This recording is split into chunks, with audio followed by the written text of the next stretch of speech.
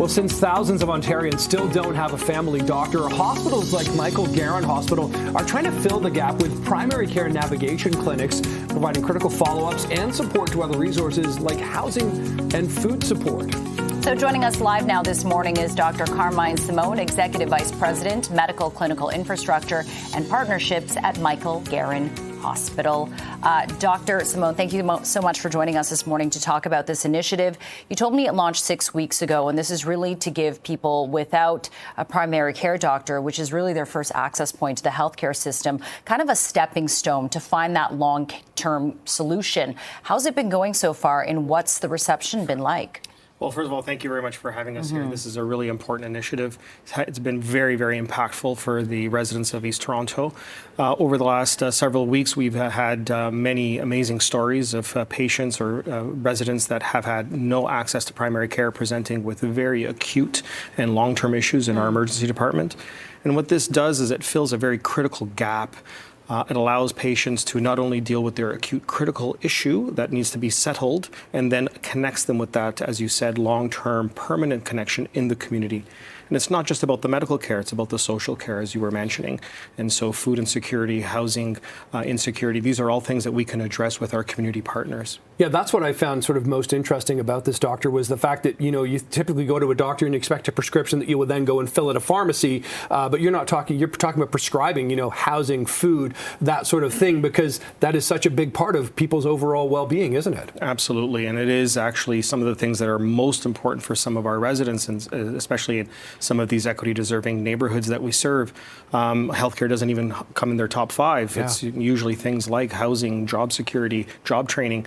And so what the clinic does is, again, identifies the critical need that made them present to the emergency department or to one of our clinics, but it allows us to then take that opportunity to connect them appropriately in the community. Something like this can't happen in isolation. Of course, we have amazing partners like the Flemington Health Center and the neighborhood organization, which we've partnered with to allow us to get that connection in the community. So it's called the East Toronto Primary Care Navigation Clinic.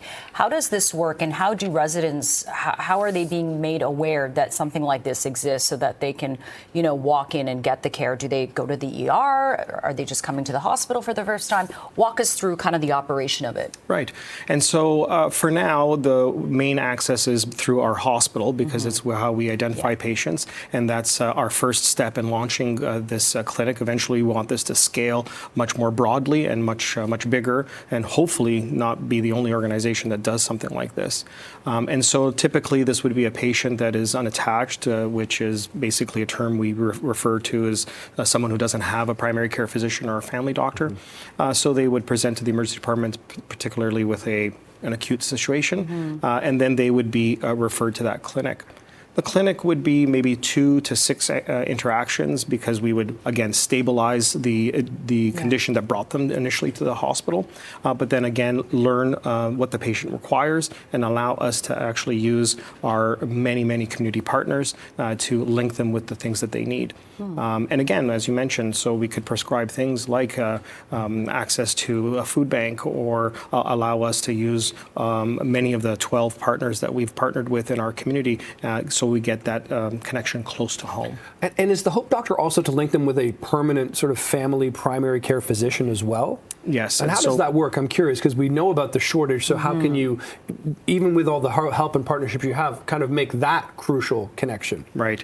So that's a fantastic question. And so we have, this is part of a bigger project or a bigger initiative within East Toronto, part of the Primary Care Action Team initiative for the province. So we're charged with trying to connect 11,000 unattached patients in East Toronto. And so far we've been successful in almost 4,000 patients getting connected. And again, this is the power of partnerships in East Toronto. So again, with our primary partner in primary care, which is the Flemington Health Center, what we do is we connect them with a team, because it's not just about the family doctor, it's about a comprehensive multidisciplinary team that allows patients and residents to get all the help that they need. And so we have, again, multiple partners in East Toronto as part of the Ontario Health team in that area of Toronto. And we get them connected to that comprehensive team. Yeah. So we have, again, up to another 7,000 patients that we can accommodate. Yeah. But right now it is through our emergency department, and we're taking patients off of waiting lists like the Healthcare Connect waiting list. And that's probably the best way for patients to get on. You're obviously helping and chipping away at a very big problem. I mean, 2 million people in the province are still kind of without a family doctor, part of the province's plan. Dr. Carmine Simone, thank you so much for joining us to talk about this new navigation clinic at Michael Garron Hospital. Appreciate it. Thank you for having us. Thank you so much. Okay, we have more CP24 Breakfast coming up right after this quick break. Your 7:30 headlines, more on the conditions out there and some school bus cancellations ahead.